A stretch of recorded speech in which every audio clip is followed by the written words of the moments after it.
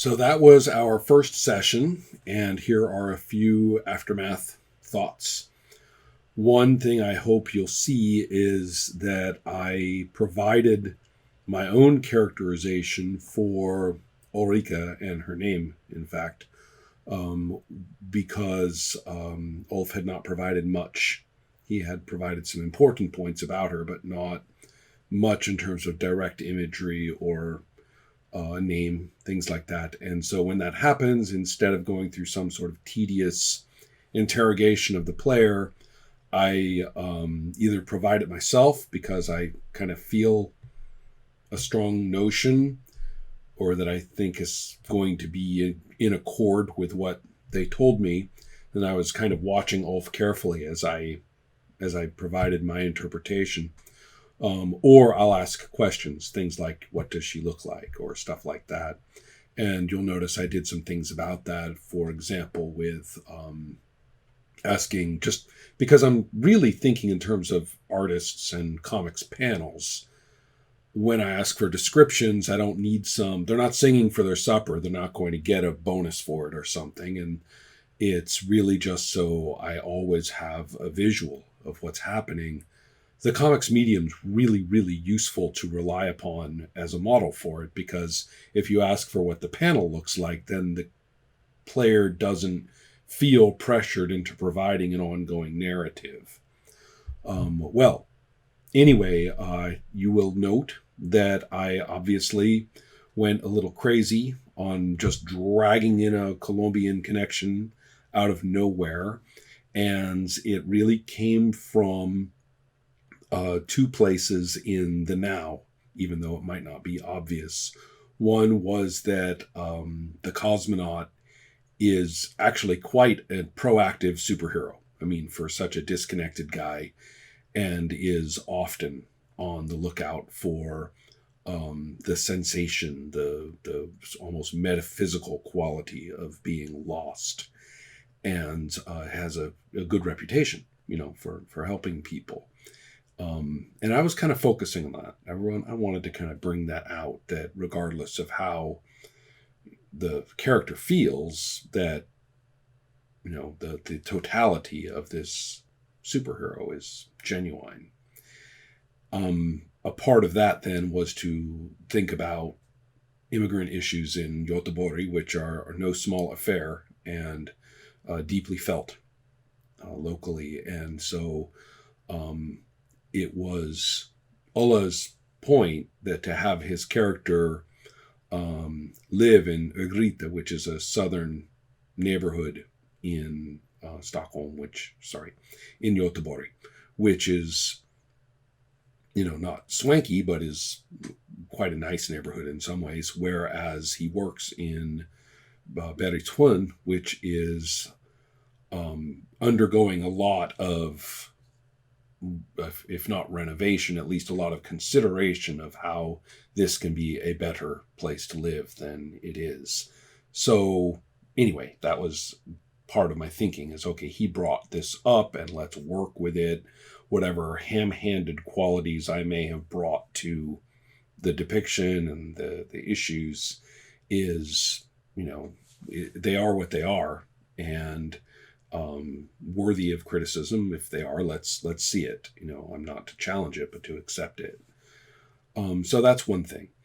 The other aspect of it was that Ulf had told me that Havsmannen concerned himself a lot with sort of small human problems out there in the islands, that he's kind of a shoulder to cry on, or a non-implicated person to unburden yourself to. Kind of get the idea that, he'll go out there and sit on a rock, and sooner or later somebody will come up in a boat and get out and want to talk to him. And he's a good listener, basically.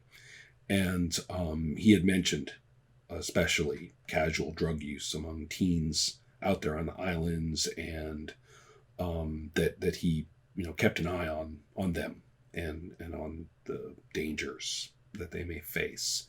So less of a sort of bust the druggies, and more of a let's try and work with this problem out here and see if there's things that we should be addressing. So it's kind of a nice thing. So I was thinking about those two very, very selfless and also kind of tied to the character's loneliness, both of them. I was thinking of those, and that got me thinking, well, drugs. And it got to me thinking, too, about another aspect of this. I talked about how this kind of metaphysical sense of depth was involved, and I sort of cast my mind around the world because I want a few other superheroes, and I wanted some villains, and I said they should all have, some aspect of that. And I also was interested in unusually, geographically small places where immigrants may come from. And I was also thinking of in Chicago, where people from all over the world kind of end up stuffed together in particular neighborhoods. And so I was, thinking a little bit about, drug-oriented stuff, and I was thinking a little bit about places around the world that were far, far away from the Nordic region, but where you might find, and this is easy enough, I mean, it's pretty much everywhere, but where you would find some long-standing tradition of, metaphysical getting lostness on purpose or accidentally. Led me to think about rainforests. I've been paying a lot of attention to issues in Venezuela lately, and a little digging, dug up tons of details. You heard me rattle them off in the session. The interesting geographic role of Guajira, which is in Venezuela technically, but is pretty much controlled by Colombia. Drug trafficking from there to all along the northern coast of southern, of South America. And then I said, well, we always forget about those countries. If you know South American geography at all, then where Brazil, Colombia, and Chile and Argentina are, is a gimme. And then a person who's not from there might have to, look it up or concentrate a little bit to remember, which one is Paraguay and which one is Uruguay and stuff like that. Paraguay's in the middle, and Uruguay is the one on the river that shares the river with Brazil. Okay. So thinking about what along the top is really, really, really interesting, because you have these fascinating countries, the Guianas and Suriname right in between them. And so I was looking at these, and sure enough, I found out about immigrants from Suriname, and I found about, refreshed some memory and learned a bunch of new stuff about the political history there. And I said, wow, because I was really, really interested to know if there could be sort of the equivalent of right-wing Cubans as found in Florida. Would there be anybody like that from the coast of northern South America? Because that's kind of a landing place for, drug trafficking, if we're talking about the kind of trafficking that benefits paramilitary and black ops, activities that organizations like the CIA and similar, are often implicated in. And we just had that fiasco, characteristic fiasco, kind of I feel like doing the Bay of Pigs today, this half-assed invasion or landing or whatever on earth that was, into Venezuela, with Colombian special ops guys backed by CIA guys. I mean, it's like right out of the history books. You're looking at this and saying, what on earth? This is 2020. Don't these people know that, this is moronic? I mean, what if, so you landed a boat, what did that do? And so anyway, it of course was a complete wash, and the Venezuelan government's like, here's your goofballs back, don't try not to lose them again, okay? And anyway, so those kinds of operations are often funded off of very, very, very dark money, generated in very dubious ways. And so this all sort of clicked together, and I was like, oh, okay. So I got to thinking, the indigenous peoples of the area are many and various and very intense, and lots and lots and lots of anthropology and politics and stuff to work with there, and I was real interested in some of the groups that I found. And the idea that this set of interests that I'm talking about was actually, had actually taken somebody from that background and, wrecked their brain.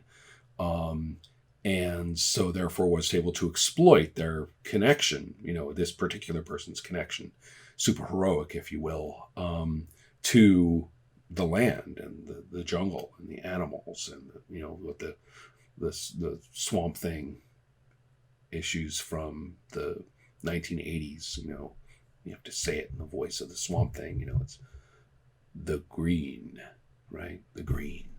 So anyway, I was thinking about that as equivalent to the ocean for Havsmanan and space, or the psyche for Cosmonaut. And so this is all kind of working for me. So bang, the golden arrow, frog with which we are all, familiar from zoos and stuff, or other contexts. It just jumps out, and it just all kind of came together. So La Flecha Dorada means golden arrow.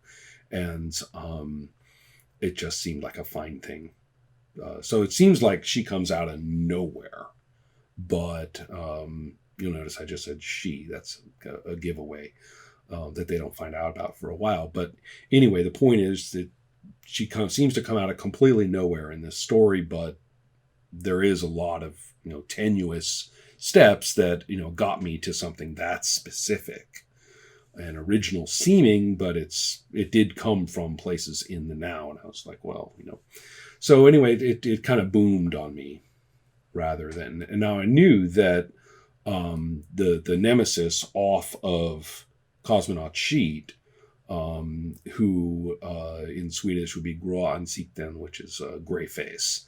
I knew that character was stalking, and was the way I've built that character is that they've got a weird awareness that they can use, but it's not local. So they know when something's going on and they can kind of get there, but they then are sort of adrift as to what they can do or what to find. And it was Havsmanen who was being mostly active in terms of using this weird awareness. So that's why he felt the foreboding presence of something, from the deeps somehow, after him. And that, anyway, so those things are all kind of going on, although they aren't seen in this brief bit of play. But I was actually playing La Flecha Dorada and playing Greyface in my mind through a great deal of those interactions. Otherwise, lots of Göteborg geography, mentioning different neighborhoods. The little kind of bar eatery where they meet is a real place that Ulf had said that he thought it would make sense for their characters to meet up there every month or 6 weeks or so, just to compare notes and hang out a little bit in their shared alienation. So that's what you saw, and I hope you enjoyed it. There's much more coming. So take care.